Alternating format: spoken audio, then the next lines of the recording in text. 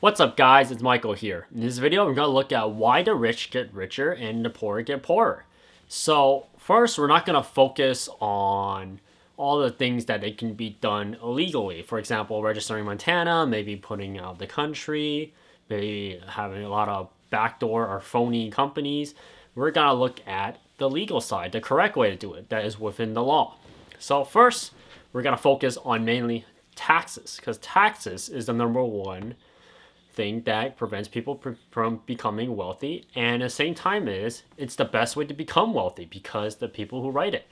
First, you got to understand, the more complicated the taxes are, the more incentives you can get for write-offs. For example, majority of people who are watching my videos, and you should click the subscribe button and the like button down below, is to understand is when you fill out a W-2, most of the time your employer provides it for you. When it provides it for you, it fills out most of the basic information. And all you have to do is fill out really basic requirements.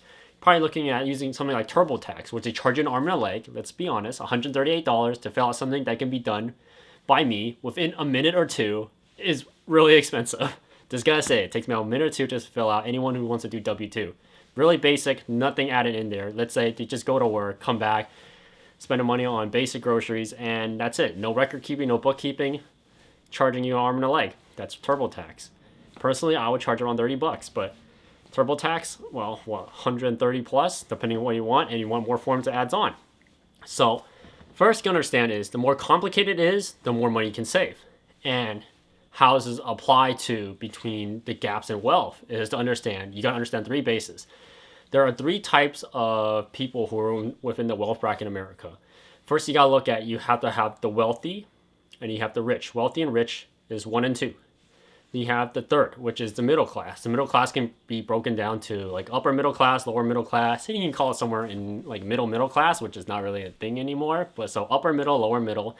And you have the lower class. Lower class people looking at making minimum wage, probably say around $50,000 a year per person or lower. If you're making lower than that, based on inflation standards, yes, you are considered within the minimum wage class or the lower class. And at the same time is depending how your money is spent. So if you make $50,000 or less and you live in California, it's going to be really painful, including in New York. But say you live in Nevada or Texas, it's going to be a lot easier and burden. Maybe that would not apply to you. So you got to look at what state you are in. Next, you got to understand is how does tax affect you? Meaning is if you only fill out W-2, you're not a business owner, then you will not have majority of incentives. And majority of incentives, for example, if you want to do some write-offs for W-2, you are very limited on what you can do. Yeah, you can invest in stocks, you can invest in crypto, you can invest in like index funds, or you can invest in dividends where bring you in money. But if you don't understand that there's something called capital gains tax, and after capital gains tax, is treated as income tax afterwards. For example, if you live in, that's versus California and Nevada, because they're right next to each other. Let's say you got like stocks, you bought stocks and you want to sell within a year, then you have to pay capital gains tax. But most people don't realize you also have to pay the income tax, because that's considered income coming into you. And it goes on from there. It gets really, really difficult. So to keep in mind is what happens to answer the question is, why don't you raise taxes on the rich? So the best example is how that doesn't work is people are within the upper middle class and the upper class understand that when you have a really good accountant and you understand the tax laws, you can play it to your advantage no matter what people say, rate tax the rich, because you can always find a gray zone. That gray zone is what allows people to gain the system. Like I mentioned before, and I'm pretty sure a few YouTubers, financial YouTubers also mentioned is you either play the game or you don't. And in this channel, you want to play the game. Put it to your advantage because it's already there. You take it or you lose it. For example, investing. Investing, you want to sell your stocks less than a year or you want to sell it past a year. If you sell it less than a year, then you get all the things attacking you. You're basically on a tax loss. Versus if you hold it longer than a year and you make money, you get taxed way less. And this also includes example if you live in a different state. Like if instead of living in New York or California, before you pick up your stocks, maybe move your residency to Nevada or Texas. You become a Texan or Nevadian. You register and you pick up your stocks there, then you can sell them off there. So depending how you want to leverage your tax advantage. So when you look at it, for example, if you only do W-2 for your forms, then you're really much on a break of edge for any tax advantages. Now, maybe you own a business, but you own a business, you don't really want to deal with all that tax form. So you only do something like a 1099. You issue out 1099 and you issue out W-2 to your employees. And you realize that 1099, as I made a video before, a lot of people didn't understand how to fill it out and even asked me the most ridiculous questions, which you guys should click subscribe down below and a like button. So if you have any of those questions, I can answer it for you. But out of all seriousness, they asked me questions that it's literally right on the form. How can you guys not read it? For example, which form is sent to the IRS? You got form A, B, and C. It's literally stated right there. And also the dates. Some people fill out the wrong dates. If you fill out the wrong dates, you have to send out another one. And he said, what do you do with the 1099? I don't know what to do. Just read. Like, it requires you to read, and if you don't understand, read it again. Read it slower. Break down the sentence. So 1099 is a really basic form, and you can use it to write off expenses as a business. But you have to understand is as a business, you have to do something about bookkeeping. Bookkeeping is keeping records. When you keep the records, I made another video on section 162. Section 162 lists all the trades and business expenses you can or cannot write off. And the problem is, for that section, there's a lot of gray areas. And if you want to tax the rich, you can say, like, what happens if we take away all the business expenses or trades that people are allowed to do business in? First, there's a couple of problems with that. First, why do business in America then? If it's that difficult to do trades or business, what's the difference from the United States and let's say a more authoritarian country like China? Then why do business even here? Because it's literally getting to that point. If you can't do write-offs, it doesn't give any incentive to open another business. Then why just go to Europe instead? You can give away all the business to Europe. They don't have to stay here. And at the same time you got to look at tax leverages and laws. How does well treat business owners? For example, Denmark. I made another video about it. And you look at Ireland. I made another video about that. They have really high taxes, but at the same time, their data is kind of skewed too. So you can have really high taxes, which is they're trying to follow, they're technically a Californian model, how they tax their citizens. They tax them really heavily. But you look at the business owners, people open businesses, like especially in Denmark and Ireland, have all the advantages. Meaning you still have corporate tax, but it's really low. But if you need something like permits approved, you need basically things you need to be write off, like clothing. Maybe you're running a clothing store. You really easy to write off. There's no questions asked. Maybe you need to buy goods and services. And like tariffs that come in the way, they let it slide. If you're a corporation or a company, or even a small business owner, within that state, Denmark, even you have really high personal income tax. If you're running a business, they hand it out to you really easily. That's why they're considered one of the wealthiest in the Nordic countries, which makes a lot of sense. And I feel like the only state that's trying to replicate that is California, but they're doing it wrong. But that's besides the point of this video. So how the rich get away with it, besides like investing in different type of strategies, they have the best tax accountants and also lawyers to deal with these type of situations. For example, why live in California? We can live right next door to Nevada, but if you don't want the weather, maybe you can move to Texas. And we still don't like the weather, what happens to move to Monaco? For example, Monaco in France. That place is like a tax haven. Buy a place there, they live over there, and you run businesses over here. And when you run business over here, you can, let's say, open operations in Texas. If you're not living in Texas, just open operations there and you live in Monaco in France. Big deal. You have basically pay no income tax. Your employees are a lot more happy because they don't have to pay income tax. And at the same time to deal with them, it's a lot easier because they have a lower wages and their standard of living is not as expensive compared to, say, California. The other thing to understand is talent. How do they find people? When they find people, and people don't want to open businesses, they work for another corporation or company. When they work for another corporation or company, that is revenue coming in. Now, how do you break out the system? As I mentioned so many times, you have to own a business. When you own a business, you have to understand tax laws and tax advantages.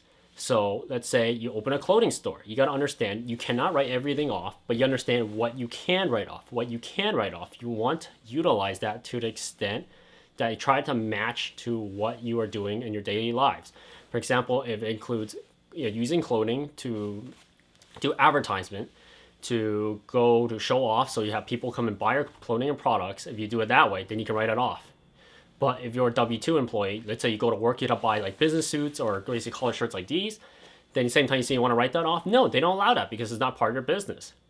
So whatever business you're trying to run, like for example, art. If you need run art, then what do you need?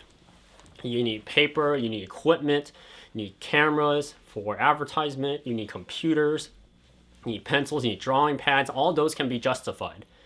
Then next thing you know, you said, I want to write off, let's say, TV. I want to write off TV for my art business. Then how can you prove it that it's part of your business? That's the difficult part. Now, which form you have to use? That's another difficult part. And another great example is I asked actually a few EV owners. This is actually related to taxes and why the rich get richer and the poor get poorer. And this is all related to taxes. I asked them, like, when you own an EV, how much money do you save? It's like, yeah, I save a lot of money. Then I asked them the question, how do you save it? They couldn't answer it. Then I asked them, like, yeah, I put this EV underneath my business. And then tell them, okay, then what do you use to write it off? I actually got a couple of good questions. Actually, I didn't even know myself because I didn't write these underneath specific business how they allocate it. Because first I put it under personal, but that guy asked me, I want to put the EV under business. How did I write off the $7,500 for a federal EV tax credit? After doing some research, it's actually a little gray zone right there, which they get you, which is, for example, if you want to write off an EV for using tax forms, you have something called personal and you have something for business. You got one to use for yourself that doesn't involve your business. And you have one to use for business that does not involve yourself. You have to strictly define those two. If you use for yourself, then you get the tax credit, which is for personal. If you use for business, you get another form called 3800. Form 3800, which a lot of people don't know, and which I actually have to double check myself because I wasn't 100% sure. And if you write it for a personal, then you fill out form 8936. So that is right there, which is, you have to understand that there's a lot of different forms for different things. Now, how does increasing taxes on the rich work? Would not work. In this case, the best example will be Warren Buffett. Warren Buffett, he even explicitly said to himself is, yeah, I don't pay much in taxes. Reason why? Simple. I don't pay myself a salary because the tax system pays themselves on a salary. If you tax corporations even more, then you're going to find another loophole around it. If you attack all the loopholes to the point that there's like nothing left, then it just won't open the business in America. You're basically on a dead end. You have to leave a little opening for people to crawl through. And you want to know and let other people know how to crawl through. That's why I mentioned other videos why financial education is super important and why you guys should click the subscribe button down below and the like button so more people understand that money isn't free. Things you get isn't free. Paying taxes, well, when you pay taxes, you really don't have an audit and you don't have any representation because you don't know. They said they do this and that, but you just don't know. But in this case, Warren Buffett, he pays himself a salary less than $100,000 a year. He's basically paying taxes of people working as a registered nurse while he's making billions from behind because he took advantage of it. An example, 2018, Jeff Bezos, he paid zero taxes and I believe it was federal income taxes and personal expenditures, which is really interesting. When I saw that, it's like, oh, he paid in stocks. In reality, when he paid in stocks, he used it as a future benefit gain. And at those people, actually, they could have made a lot of money. Think about it. That's actually a big benefit. It's not really a disservice. The only disservice is for the people who sold those right away. The people who didn't sell those Amazon stocks and kept them until like right now. Imagine how it's worth right now versus back all the way in 2018, 2017 when Amazon pulled that stunt. And people were like really upset about it. But at the same time, that's like a loophole right there that has been used. And at the same time, it actually benefited nearly everyone except for people who needed money right away. And the people who could manage it, it was a giant gift of service for them. But that isn't considered as a loophole. A loophole, which I doubt will be patched in the future. Yeah, people don't like it, but it's a loophole. So taxing the rich will not solve the problem. And if you look at it, which class benefits the most and which class benefits the least? First, upper class, guarantee. Always have the benefits from taxes and tax forms. Even the more complicated it is, the more benefits they'll get. Simple as that. Make it simpler. If you make it really simple, then it'll get to the point that there's no incentives. There's no incentives, then we're going to have trouble with businesses want to operate in America. And you look at the lower class. The lower class people make under $50,000 a year. Do they get a lot of benefits? Yes. Why is that? You look at Social Security services, look at Medi-Cal services, you look at food stamp services, they're all provided through the tax form system. When you get taxed, then it all goes to upper class and lower class. So lower class gets a massive amount of benefits. Federal grants, student loan aid. Which one takes the biggest disservice? I'll say middle class. Middle class is the one that takes the heaviest tax burden is because they don't complain as much. And at the same time is they're not don't making enough and not making less enough to reach that two specific brackets. So middle class, when people go from lower class to middle class, it gets even harder. It's from middle class to upper class. That's where you break away and your life becomes a lot easier. It comes to managing your wealth. And that's it for this video. I hope you guys understand that tax forms is the number one most important way to understand and leverage your money and your businesses and your stocks and crypto, because if you understand how you're going to get taxed, then you find ways to work around it. For example, working around when you're watching this video, you should click the subscribe button down below and the like button. That's it for this video. I'll see you guys next time, and maybe we can mention more different types of tax topics which will help you guys utilize for your business. Maybe you want to start your own business. It's time, because pretty soon the interest rates will go back down, maybe the next few years. And when it does go back down, the economy's got to kick up again. It's got to be just like 2008. That's it for this video. I'll see you guys next time.